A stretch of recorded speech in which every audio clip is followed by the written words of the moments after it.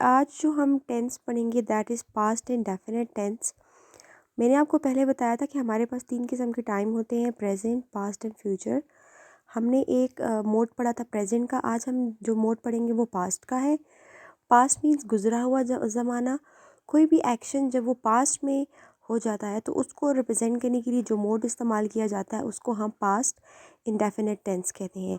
सबसे पहले हम इसके स्ट्रक्चर की तरफ जाते हैं। तो सबसे पहले हमारे पास पॉजिटिव या अफर्मेटिव सेंटेंसेस होते हैं। तो जो सिंपल सेंटेंस का फार्मूला है वो है subject plus second form of verb plus object. याद रखना है कि इसके अंदर जो फॉर्म लगती है वो सेकंड फॉर्म ऑफ वर्ब है।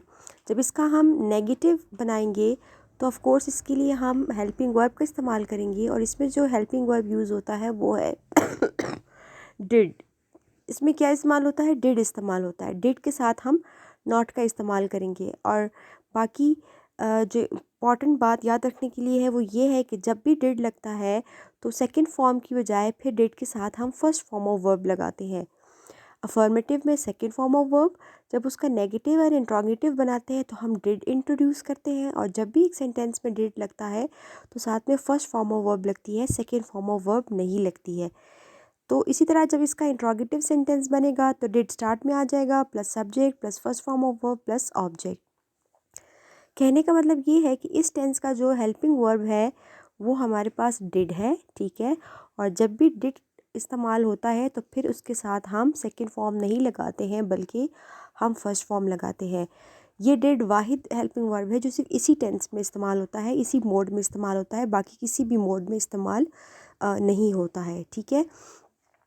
हम डिड चूँकि ख़ुद भी एक पास्ट फॉर्म है तो इसके साथ हम दूसरी पास्ट फॉर्म नहीं लगा सकते हैं, इसलिए जब डिड का इस्तेमाल करते हैं तो हम फर्स्ट फॉर्म फिर यूज़ करते हैं। अक्सर आप लोगों ने क्वेश्चंस देखे होंगे, क्वेश्चन में जब लिखा होता है ना why did you go there, तो जब हमने उसका आंसर लिखना होता है कॉम्प्रिहेंशन के जो क्वेश्चंस होते हैं तो फिर उसमें हम वेंट यूज़ करते हैं, मतलब सेकंड फॉर्म यूज़ करते हैं। वो इसलिए कि आंसर हमने पास्ट इंडेफिनिट टेंस में ही देना होता है, लेकिन चूंकि डिड इस्तेमाल हो जाता है इंट्रोगेटिव सेंटेंसेस में तो फिर हम सेकंड फॉर्म नहीं लगाते हैं बल्कि फ़र्स्ट फॉर्म लगाते हैं। अब मैं ये क्या पॉइंट कह रही हूँ ये आपको इन एग्जाम्पल से अब समझ आएगा। पहली एग्जाम्पल अफर्मेटिव की है, I bought a pen. Bought is a second form of verb. We saw a film. Saw is a second form of verb. You wrote a letter.